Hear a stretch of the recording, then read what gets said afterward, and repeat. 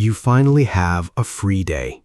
No work, no deadlines, nowhere to be. So you sit down, put something on, try to breathe, and then it starts. That quiet voice in the back of your mind. You should be doing something. You're wasting time. Everyone else is working right now. And just like that, the free day is gone. Not because anything changed, but because your brain won't let you have it. Here's what nobody told you about that feeling. It isn't laziness. It isn't weakness. It isn't a character flaw you need to fix. It's a program. One that was installed in you so early, you forgot it wasn't yours to begin with. Think back. When you were young, were you the responsible one? The one who held things together? The one who got praised for being helpful, capable, good?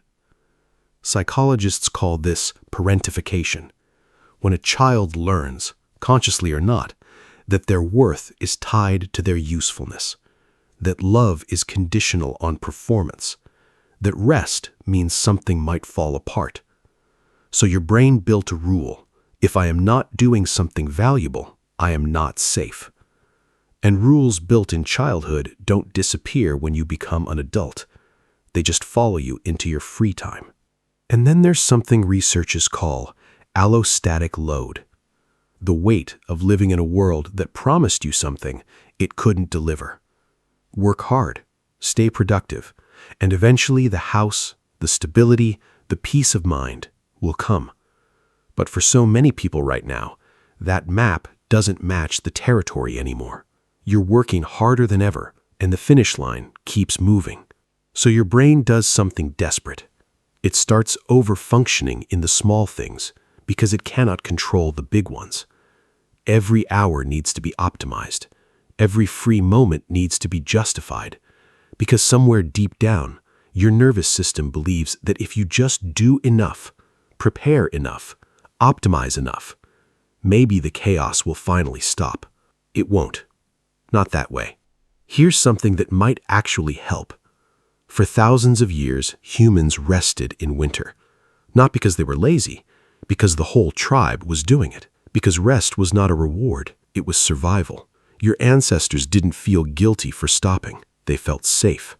Somewhere inside you, that instinct still exists. That heaviness you feel on a slow Sunday afternoon. That pull towards stillness. That's not failure. That's something ancient in you recognizing that you are safe enough to stop. The problem is your modern mind doesn't know how to let that be enough. So here's the reframe. Rest is not something you earn. It is something you require. You are not a machine that runs on guilt. You are a human being that runs on rhythm, work and rest, output and recovery, doing and being. Both are necessary. Both are real.